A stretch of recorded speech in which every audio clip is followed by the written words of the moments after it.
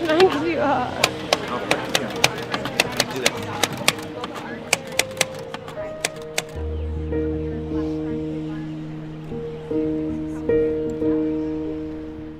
My name is Endlesswill. I'm a typewriter poet. I'm an author. I'm a public speaker. I'm a writer, a performer. Most of all, I'm a father, and I create art for the soul. If reincarnation is something, I can't wait to be not human. Symbol of divide, contest, compete, greed, this ugly, unstable constant, and the repeat of the same day. I want to be a lion. When I moved here to North Carolina, I went to an event at the Hayti Heritage Center. That's the first place I ever performed poetry at. And I would share my poems with my friends as we were at cookouts and barbecues. As like, hey, y'all wanna hear this poem? And my friends always affirm my work. Like, man, that was nice, right? Like, I can't believe you just wrote that. And at that time, I probably I had 30 poems on the top of my head that I can just go. So I go to this event at the Hayti, and it's a competition style poetry event. And I'm thinking I'm gonna win just based upon me being too egotistical. And I got the lowest score in the first round to get kicked out the competition. And that just lit a fire inside of me to not compete per se, but to understand why I wasn't good from a poetry community standpoint. And after I got good at that, getting paid for features and showcasing my work, I seen a gentleman typing poems on a typewriter. And just another one of those hit you in the face moments. I feel like that's why I am who I am, and I am so able to see opportunity for my passion, because there's typewriter poets that have been writing poems on a typewriter since the beginning of typewriters.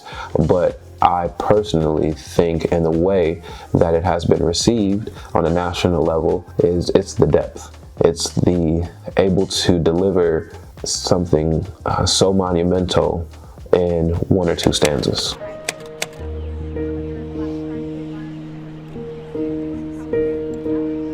On my table, I typically have it set up like this with my books and my typewriter pen holder, and I'll have some pens here as well as note cards that I customize and make. And they'll see this sign that's typically on my table as well, and it says, "My poem, your topic," and it says your price. So I love that I just offer it based upon tips. Somebody can give me 50 cents and I'll still write them an amazing poem. And I've got $100 for a poem, I think like 11 times. And I'd write a poem down. My favorite question that somebody would ask is, how long does it take? Do I need to sit here and wait, or do I need to stand here? I'm like, well, yeah, you're definitely able to stand there. I actually have the poem I already wrote as I'm talking to you, and they're just like, what? And then I'll go to work.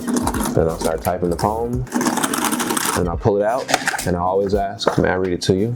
And then typically they say yes. Endlesswill, my word is culture. Your word is culture.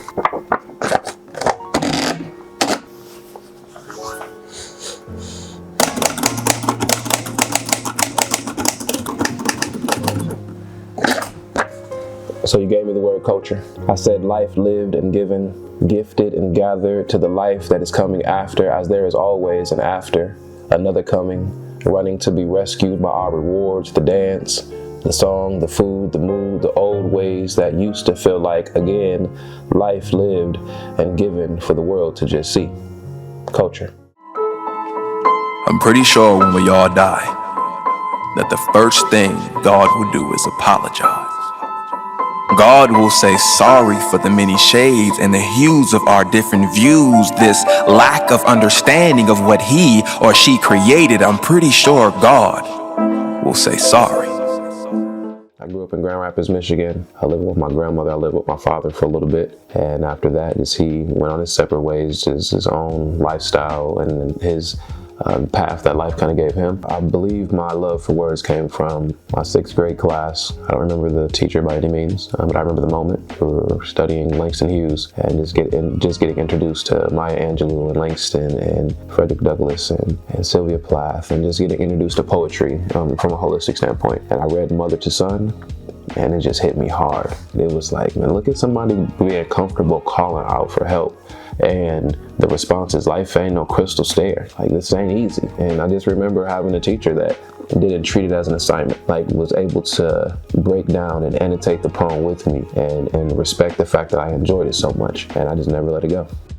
Hi, I'm Lexi. I'm from Westchester, Pennsylvania. I chose the word grace That's because I am one of 3 sisters, and my first sister, her name is Grace, she's the oldest, but she passed away really young. He really took on the word, just one singular word, and like really made it seem so powerful and so all important. I also really like how it's like you choose your own contribution. I think it speaks a lot that he's not doing this for money, you know, he's doing this to make a positive impact on other people and like hopefully be able to connect with their life and show them something, and I think that that's really special. Well, first of all, I'm most proud of my kids. My father, my oldest son, is 19. He'll be 19 in a couple weeks at least, and he's studying wildlife biology at NC State. He's an amazing young man. So shout out to you, Josiah Davis. My son, Jordan Davis, he's a future engineer, and he's already dabbling in entrepreneurship. And my daughter, Janiyah Davis, who's an amazing athlete and just a sweetheart. So I'm just most proud of being a father, and we talk every day, and we're involved in each other's lives. One thing that I've accomplished with my art is this prestigious Art Prize Award that I won last year in 2024. Art Prize, if for those of you who do not know, is a national award art contest that features over 1,500 artists, and I had a chance to win 2 prestigious awards last year, the Jury Award and the People's Award. An award in 2022, the Contemporary Black Award for Art Prize, which was an introduction to my work there. I won Coast to Coast Live 3rd place, and I won Grand Rapids Got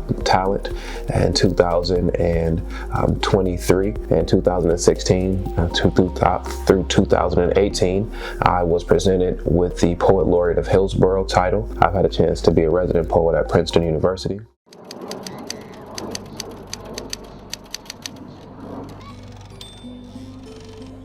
May I read it to you, sweetheart? Oh, yes. So you gave me the word paradise. We have walked and will always walk in the path that is placed. Every space we are in is our balance, this leveling of our life, leaving all that is not right, eyes only to grace and peace, and place that in front of us forever. So when we finally see, we are used to it. So what's next for me is really just embodying that and seeing what am I doing, preparing for, that's going to put me in the position. And what I'm preparing for is all these typewriters you see behind me. I'm looking to collect more. I'd love to have 100. If somebody's watching this and they love to donate a typewriter to me, please, that would be an honor. And I'm going to respect it and clean it and do all the things. But I'd love to have enough typewriters to open up a typewriter coffee shop where somebody can come in, order some coffee, relax a little bit, and they just want to write.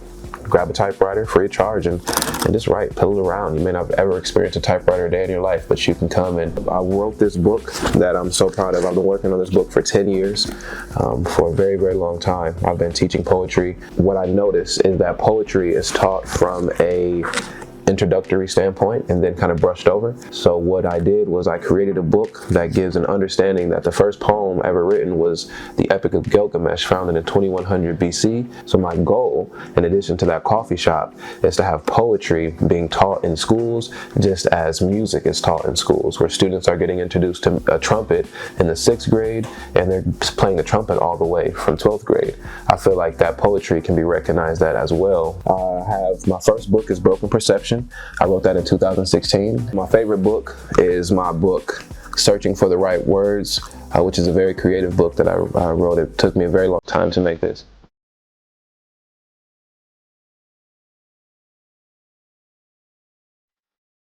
At the end of the day, I would like my legacy to be known as a profound educator.